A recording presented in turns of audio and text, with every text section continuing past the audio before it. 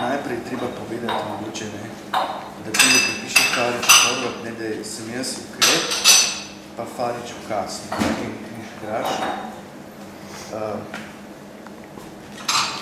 da zdaj neke direktne zveze, ne, med projektoma vsebinske, ne, ni, to je treba povedati, ne.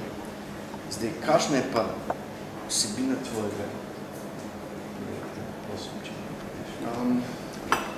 Mene ni zanimal ples kot neka narativno orodje, ne, da bi nekaj pripovedoval, da bi nekaj z njim pripovedovali, ampak gre predvsem za ustvarjanje atmosfere. Mene predvsem v tej predstavi me zanima, tako kot že naslov sam pove, nek pokaz, neka konvencija, ki nas vsakodnevno žene v neko gibanje. Pa naj gre to za stvari, s katerimi se strinjamo, oziroma stvari, s katerimi se ne strinjamo.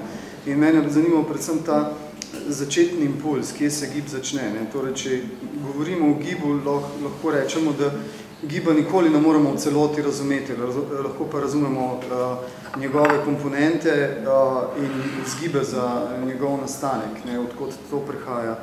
In s plesalci smo se na nek način ukvarjali dobršen del študijskega obdobja s tem, česa ne maramo. In gibanje se v njihovih nekih osebnih izpovedih začne zmeri tam, česa ne marajo. Kar se pa tiče samega plesa, sem ga pa uporabil kot prispodobo in ga porinil v ozadje. Tekst, ki je v gledališkem listu, je na nek način paralela temu, kar gledamo na odru, ni neka razlaga tega, ampak je neka osvetlitev tega sveta, odkudar pač prihaja ta osnovni impuls za nastanek te predstave.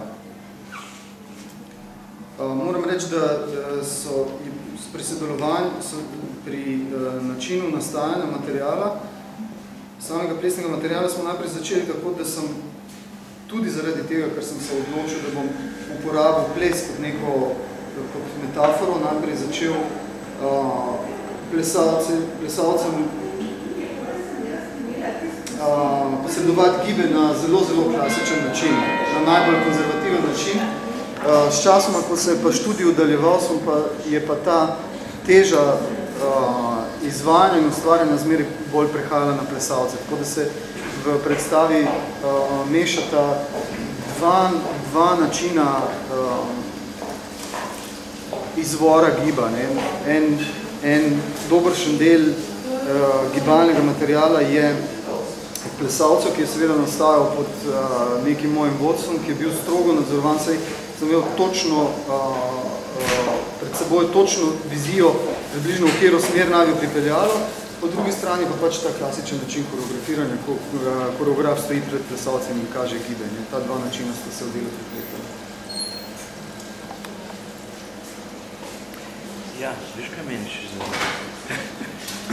Ali v bistvu, recimo, to zdaj, že skoraj dvoletno ukvarjanje z dramskim gledališčem, to je kaj vplivalo na to, kot tvoje delo? No, zdaj, ali drugače gledaš na... Ja, na nek način je vplivalo. Najprej s tem, da sem si zelo zaželel spet delati s plesalci in v plesnem svetu, da nazaj sestavim tisto, kar sem do zdaj vedel in da se nekako nazaj ravnotežim. Po drugi strani sem pa opazil, da pri ukvarjanju z besedo, ker namreč plesalci v predstavi tudi govorijo, da pri ukvarjanju z besedo, da sem nekako dosti bolj samozavesten. Ker pač na srečo lahko skozi ta dveletni študij do sedaj nekako se dosti bolj spustil na nivo samega besedila. In to mi je dalo tudi možnost, da besedilo začnem uporabljati na plesni način. To je na ta način, da je v bistvu, da besedilo ni, da same besede v predstavi niso uporabljene kot nek literarni pripomoček ali pa neko sredstvo kot v dramskem gledališču, ampak predvsem nek podaljšek plesa oziroma nek začetek plesa. Tako da smo skozi študijsko obdobje sem plesalcem zmeri govoril, da je beseda samo